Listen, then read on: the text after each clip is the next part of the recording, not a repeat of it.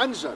عنجر مدينة الشمس، وقديش حلو نكون قررنا نجي على عنجر ونوصل يكون في ثلج. الحرارة 2، بلشت تشتي مي رح يدوبوا شوي، بس رح بجيكم اليوم عنجر بطريقة غير شكل. مش السياحة، مش الصيفية، مش الشمس، أكتر الضيعة كيف بتعيش.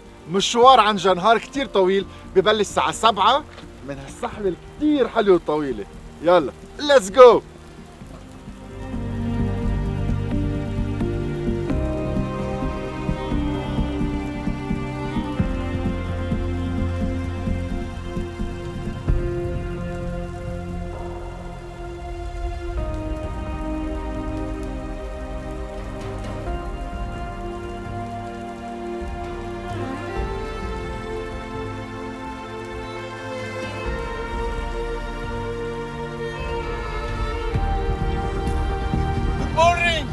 كيفك اليوم؟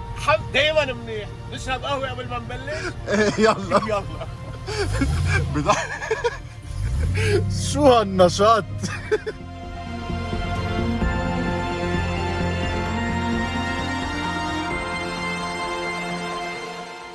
بلش حماس منيح، مع اني واقع قبلك. انت مين؟ بتذكروا ابو كينج. صورنا سوا حلقة كباب بأوهانس، وقررنا نطلع نكتشف الضيعة سوا. هاي موجود. صباح الخير.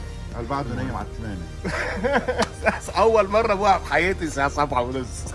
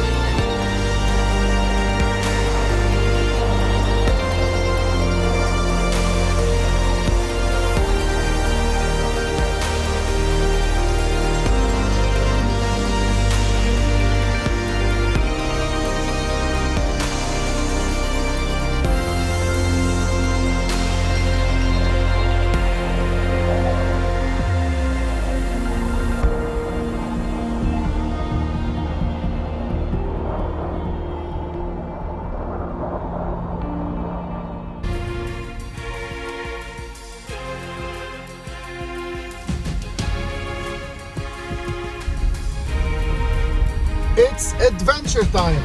طلعوا الطرقات والوحل، فايتين بين السهول، ثلج، برد، مي، وابو محضر لي سربريز.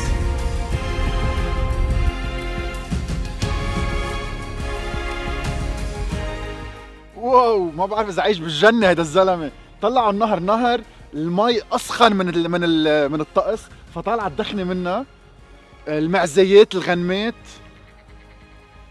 صوت الضفادع. واو هيك نطلع الدرون ونشوف نحن وين.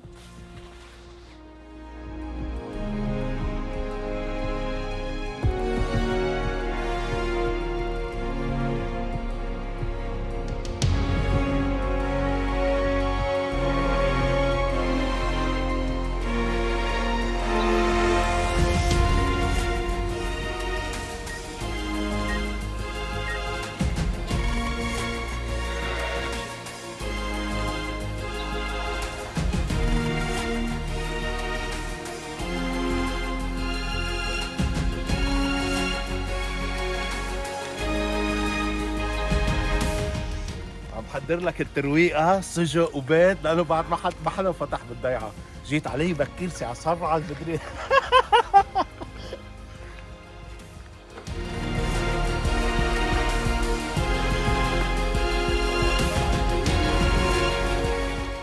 اهلا وسهلا فيك انطوني ضيعتنا هو عنجر، يعني مثل ما بنعرف هو ضيعة الأرمن بيقولوا، لأنه أكترية الأرمن بيطلعوا بيصيفوا هون. في ناس بيعيشوا هون بالضيعة، في عنا مدارس، في عنا كنايس، في عنا نوادي، في عنا مطاعم. أكيد مثل ما كل العالم بيعرفوا إنه بيفكروا بس في مطاعم، لا، في مطاعم بلس في كتير قصص، مثل كأنه بلد بالضيعة.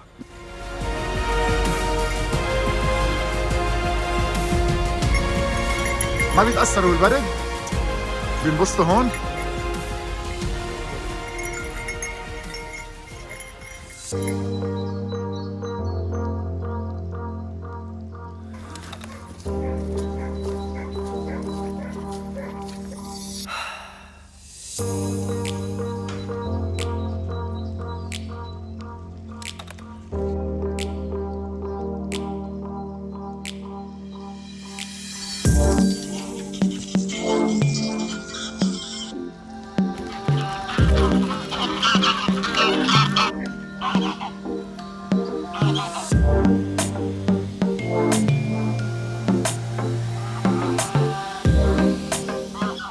ما عم صدق اذا انا بفيلم او اذا انا بلبنان او اذا انا عم بحلم.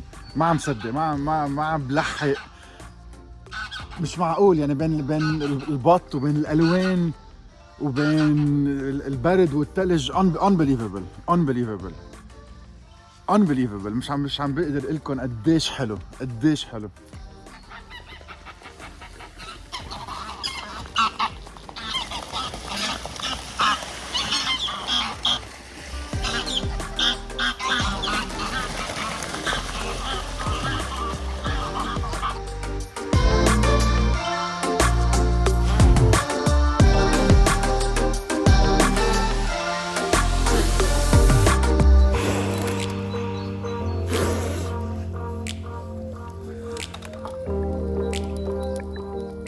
نقفوا بلا ما نزايد. نعم. قاعدين بسويسرا انا وياك. صح. وبنص اوروبا باحلى بلد بالعالم. احلى بلد بالعالم. في احلى من سويسرا؟ سويسرا مش احلى من لبنان. فعلا هيك. فعلا. والترويقه، ريحه الحطب، البطاط، الاصوات، الحليب الطازج عم ينغلى هلا. السجق الارمني اكيد. انطوني لبناني.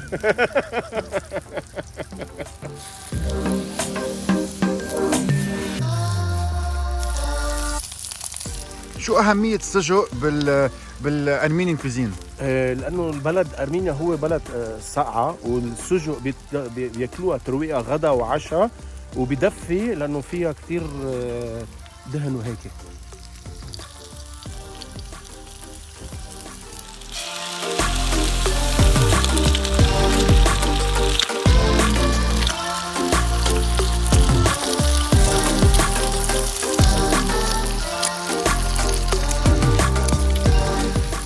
كيف بياكلوا السجق والبيت على بكره الصبح؟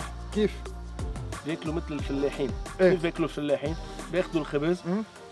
ما هي سباقينة لاحقة. فبتاخذ هيدي وبتسميها سباقينة لاحقة وبتكبها وبتلحقها. يلا دوق خبرني. يلا. رح انبسط اتفرج عليك عم تاكل وعم تنبسط مثل الفلاحين وعم بتحطها بتمك وعم بتخبرني قديش طيبة. شوف. بس انا ما فيني لان فيهم السجق كثير توم. unfortunately. دوبني. حسيت بدك تاكل الدنيا. هذا الإحساس بتمنى كل واحد يحس. إحساس روعة. طب اوكي خلص صينيتك، انا رايكم منقوشه.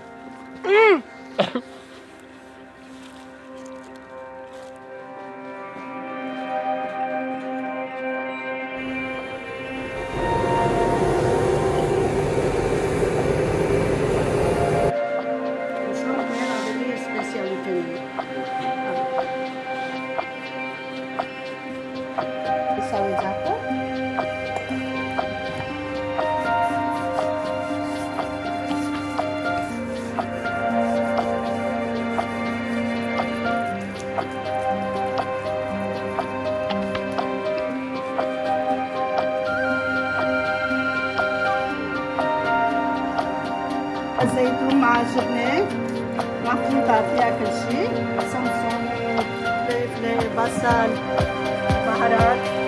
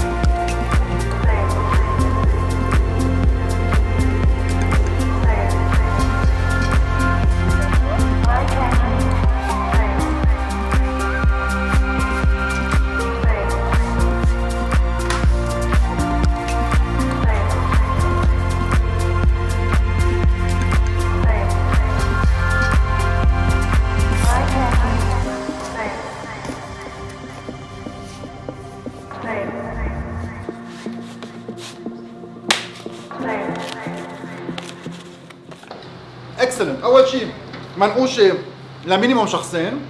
عجينتها كتير مرتاحة، كتير كتير كتير مرتاحة. فعلا مثل واحد هيك حاطط مخدية وعم يرتاح عليها. الجبنة عظيمة، الزعتر عظيمة. هلا عنا هون كم نوع جبنة؟ 7 أنواع. 7 انواع جبنة وحار. أوكي. حار وبصل وبهارات وصوص لحم. واو اكسبشنال. واخر شيء الزيتون. زيتون، جبنة، فلفلة حمراء. فرن كوكو ضروري تجوا عندهم. فيري نايس. رح كفي على الزعتر وعلى الجبنة وعلى عم بيقول اخترع اختراع. هاي دقيقة جبنة مع زعتر؟ فيني سوي جبنة مع زعتر سوا، تخبزوا سوا. الله يرحمه كان جوزي بحبه كثير بيسوي هيك وبتاع. توب توب توب. ميرسي على وقتك. ساعتين وحنا. ملموش بحقك. هيك كليب ساندويتش على اللبناني. باي. شي تاني مرة إن شاء الله بشوفكم. يلا باي باي.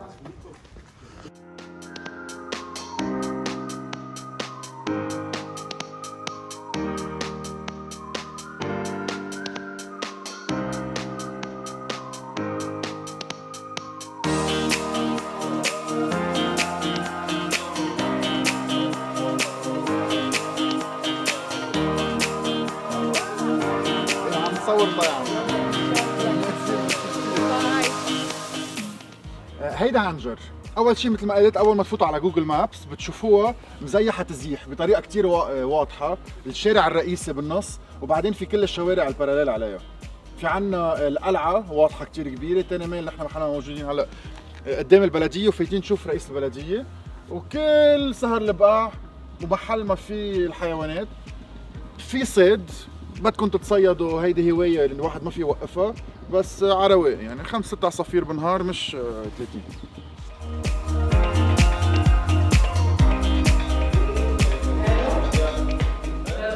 نحن المنطقة الوحيدة ضمن النسيج الأرمني اللي ما رحنا ضحايا.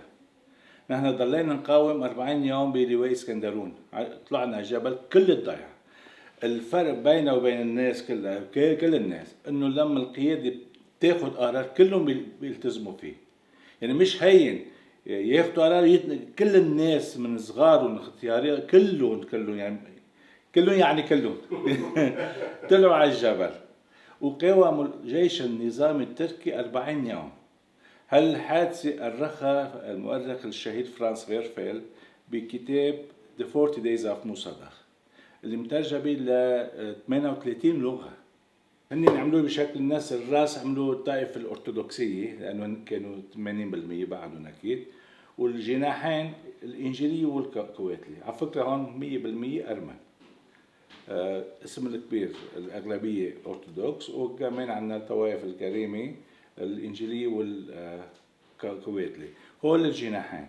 هل الشقفة اللي مقطوجة لما بلشوا الفرنساويين، الجيش الفرنسي لما بلش يعمر الضيعة حسب تخطيطهم، وصلوا على مرحلة لقوا انه في اثارات، فاستغنوا عن هالمنطقة. بينت انه هو الاثارات الاموية. بعدين كشفوا اولاد عنجر اشتغلوا بهالموضوع، اكيد بمراقبة او بتخطيط من مديرية الاثار بالنهاية.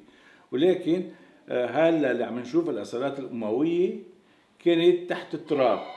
بكل عالم ما في منطقة سكنية وزراعية اللي قدران يسقي أراضي، كل الأراضي بدون ضربة رفش.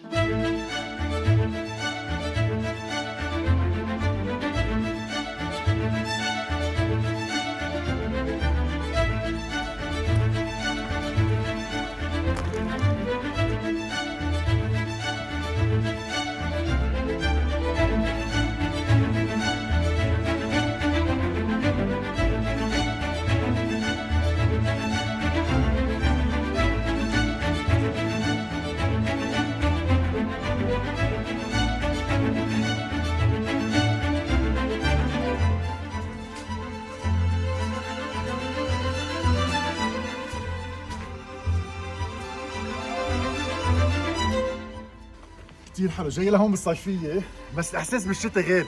الناس بتفكر إنه السياحة للصيفية، هي للشتوية.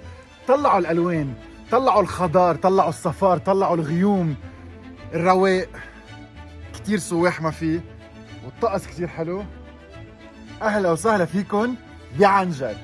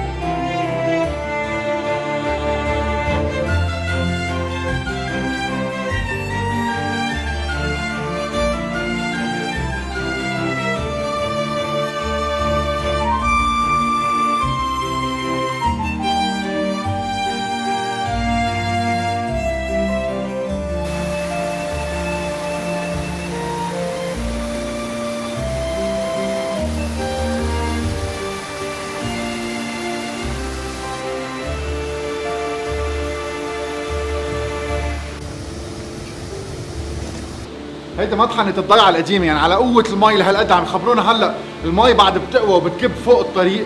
كان في 3 مطاحن وبعدهم بحالة كتير جيدة يعتبر.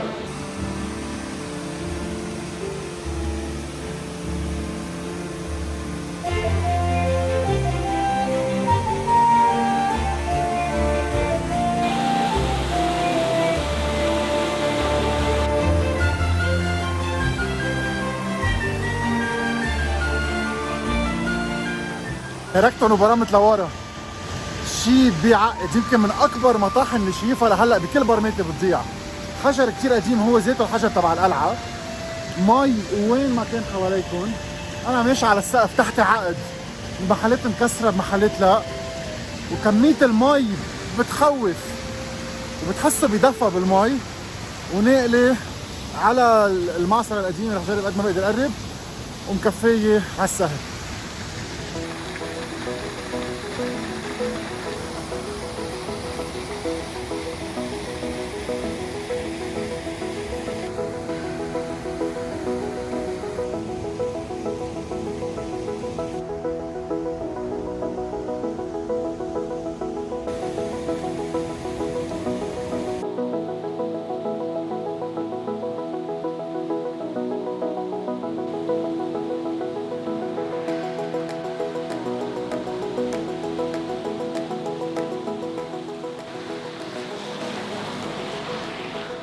زعبرنا شوي فرجيكم هيك صور كثير حلوين، ان شاء الله تكونوا انبسطتوا فيهم. ونكفي هلا على مزرعة ترويت موجودة هون.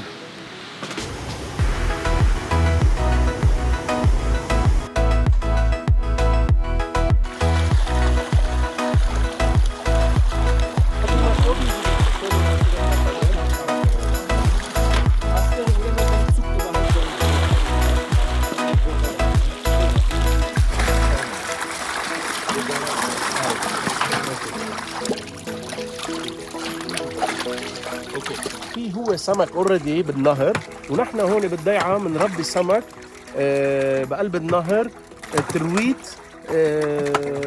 فريش بلدي من عنجر خصوصي. صار له 6 اشهر ليوصل لهيدا الكبر تقريبا، بنخلي اكثر يكبر اكثر.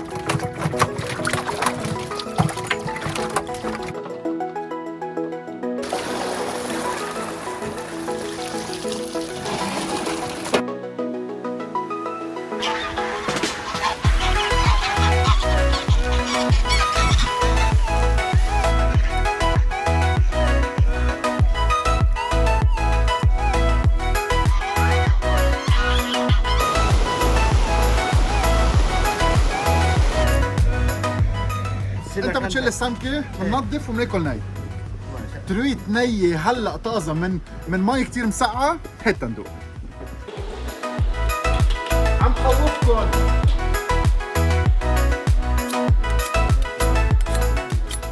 معلم ابو فؤاد، خبرني شوي، كم نوع سمك عندكم هون؟ نوعين. نوعين. ايه كرويت وصمون. قديش بيكبروا اكثر شيء؟ في عندك كبروا 6 كيليات 7 كيليات 3 كيليات، يعني حسب مطعميه. وهن بيعيشوا بالبرد؟ بيعيشوا بالبرد اكثر من الدفا. يعني انتم بتربوا بالشتاء إيه. للصيفيه لكل المطاعم هون؟ بس في لكل المطاعم ومفرق عم بيع كمان.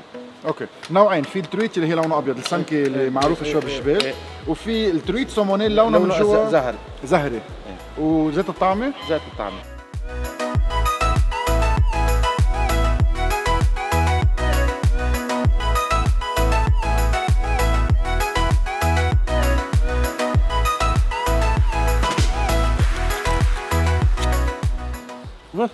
طريقة قلت لك اعتبرها كباب، قصة شقف، جات حمص. جريت. ناو توكينج. وصلنا شقف تنشوف في حسك بعد ونخلص. لا خلص ما في. هولي مش حسك. نو هيدا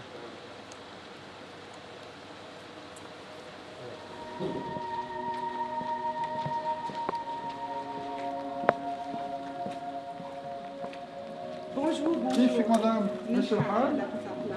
اهلا وسهلا فيكم، انتم موجودين بمشغل سلويان الارمن بعنجر. نحن هون مركز بنشتغل بنحضر اشغال يدويه حتى نبيعها ويكون عندنا تمويل للجمعيه. نحن عندنا الجمعيه هون حدنا في المستوصف وفي الجمعيه اللي عنده فولنتيرز، يعني كلهم بيشتغلوا تيساعدوا اهل العنجر يعني قد ما فينا. كم شخص بتشغل الجمعيه تقريبا؟ الجمعية عنا 200 فولنتيرز، بس 50 واحد يعني بيشتغلوا دايما، بيجوا بيشتغلوا بقلب الجمعية. والمشغل هون عنا تقريبا شي 20 ست بتيجي فولنتير بتشتغل هون، بنحضر الاشياء، عنا محل كمان بنبيعها هون كل الاشغال اليدوية. نهاري بعقد، عم يقطع الوقت بلا ما انتبه، وصلت على الساعة 7 صارت الساعة 1 بعد ولا حتى عم فكر إذا أكلت أو لا.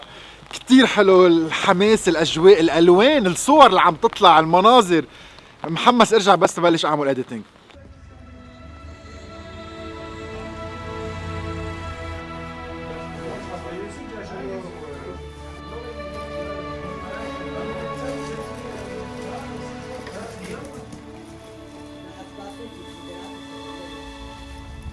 أنا اللي شايفه قدامي هو تنور. تنور هذا. شو اللي بيفرق هالتنور عن غير تنور؟ هذا بيولوها بالحطب.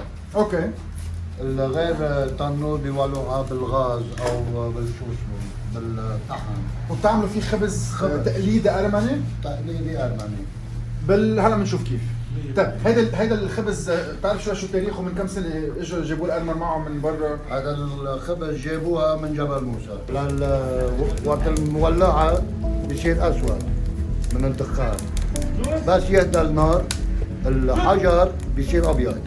وقتها بيكون جاهز لل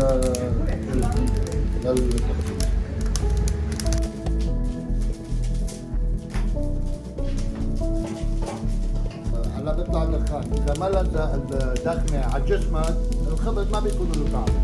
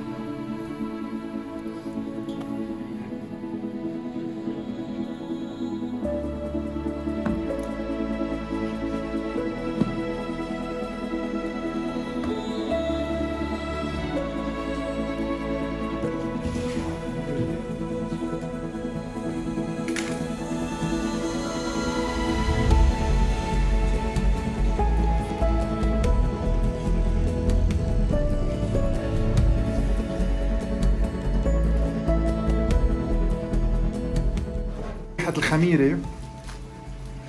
الخبز يلي يعني ريدي يتاكل مع لبنة، مع جبنة، مع حيالله شيء. بيقرش من برا. راس مادورة. محمر من جوا. طعمته طعمة خبز تبع اجدادنا. ما فيه اختراعات غريبة عجيبة. تقليدي 100%.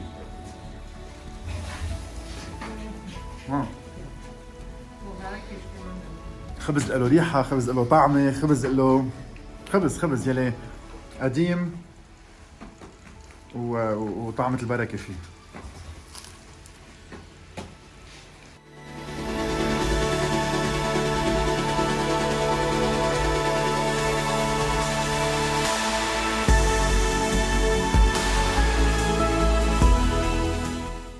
اهلا وسهلا فيكم. نحن هون هلا موجودين بكوبيراتيف هراج بعنجر. نحن بنتألف من 11 ست. عندنا جروب نعمل كيترينج ونعمل طبخات تقليدية وموني. وهلا بدنا نضيفكم طبختين من طبخات عنجرية وبلا توم وبلا بصل. رح نطعميكم كشك الأرمني. كشك الأرمني أرمني. شو هو؟ شو الفرق بين كشك الأرمني ولبناني؟ الكشك الأرمني بينعمل بالقمح المجروش واللي صاير مثل البرغل. اوكي. يطبخوه مع اللبن. نطبخوه من شمسه بعدين من يبسه بالشمس. بينما الكشك اللبناني غير، بيعملوه بالبرغل كمان باللبن. وشو الخلطة اللي بتحطوها معها؟ بنحط فيها خضرة، ثوم، أي خضرة بتحبوه، بندورة وكوسة بطاطا. هلا بندوق. شو ما بتحبوا. هون شو عنا؟ عندنا القلقاس المعمول باللحمة والحمص. اوكي. يلي هي شقف اللي لحمة. هي شقف لحمة مع حمص اوكي. والقلقاس، وكمان فيها لبن مطبوخ. ابدا ما خصه بالكشك اللبناني. لا ابدا. بيعطي طعمة لبن او لبنة بالاخر بس فيري فريش بالنص. منه اسيدك، اللي ما بياكل كشك بيحب هي اكيد. والخضرة مطبوخة كتير منيح. يعني واو. كوكتيل فليفرز تكستشرز عظيمة.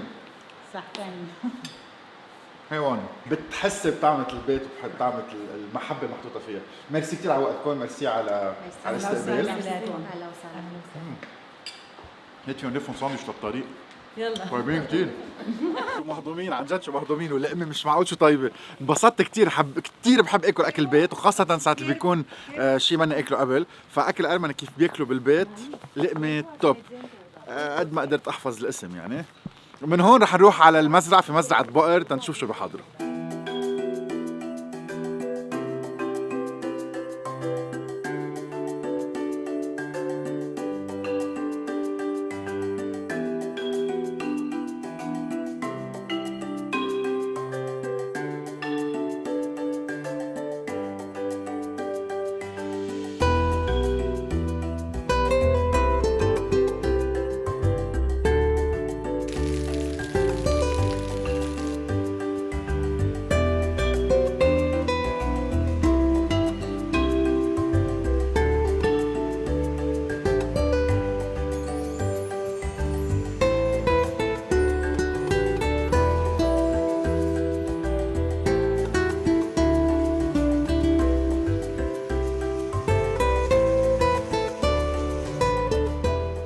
راس بقر.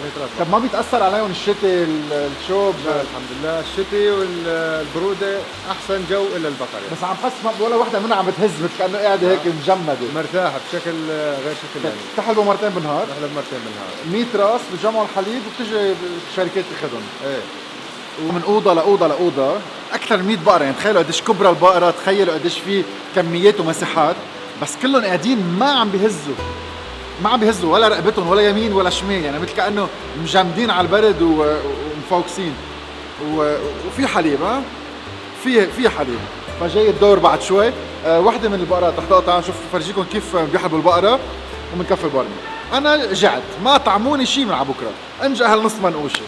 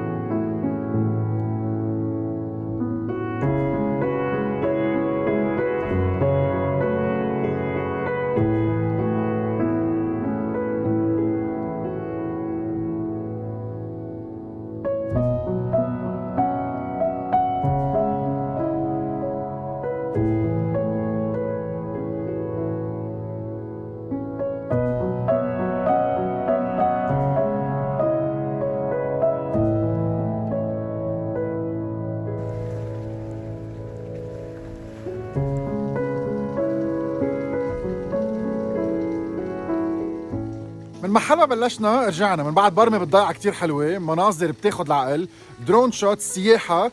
رئيس البلدية اللي مش معقول عم يشتغل لبلده بشكل مش معقول، هالستات اللي عم تتعب. عنجر أكيد ما رح تكون آخر مرة، صار وقت الغدا. افو معلم الكباب، يعني وعدنا بشي غير شكل عنده بالبيت. مع انها عم بتشتي رح نتخبى تحت الأرميدات ونتغدى. ما طعماني شي من الصبح. شو بدي لكم.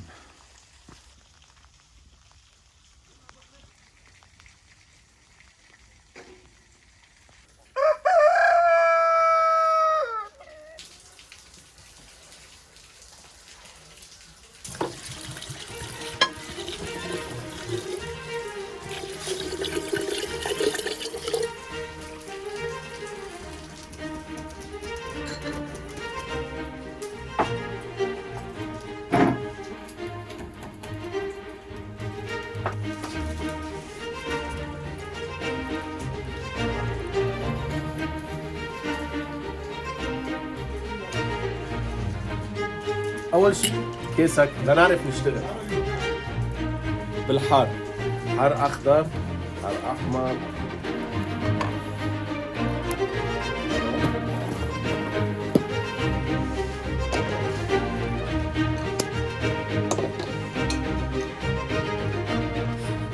هذا كباب خشخاش اللزيق، كل واحد بلون وبنكهه. انطوني لك انطوني شو عم تعمل؟ شو انطوني؟ حرقتهم!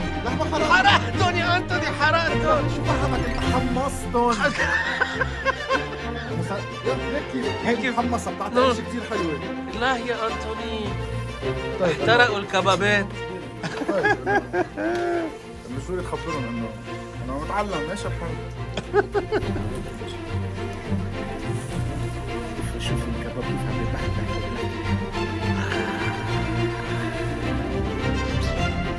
يا انطوني اكيد شوية حمص، لأن الحمص كله مع البطاطا. أطيب دب للبطاطا مش الكاتشب، أكيد الحمص. حطكم شوية تكون بطاطا جبلية مقصوصة على الإيد وعريضة، تاخدوا اثنين تعملوا هيك بيست أو ذا بيست. بياخد من هاي؟ ايه هذا كباب أدنى أدنى كباب. ايه مستوية بقلبه. روعة. مش معقول. أهم شيء بتبلش بالقرش اللي برا، هذا الأسود الصغير اللي أنا حرقتهم، وعاطي كل الطعم وعمل لي كل الفرق. من جوا بهارات عظيمين، جوسي ماكسيموم. شوية حمص.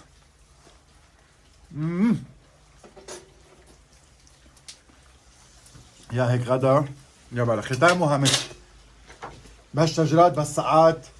روعة من روعات. شو هالنهار؟ افو ميرسي كتير. هالنهار اهلا وسهلا فيك بيسطل. انطوني بيتك. وفيك ما تكتب بلاية. انا بدي اكل هون اللقمه صغيره.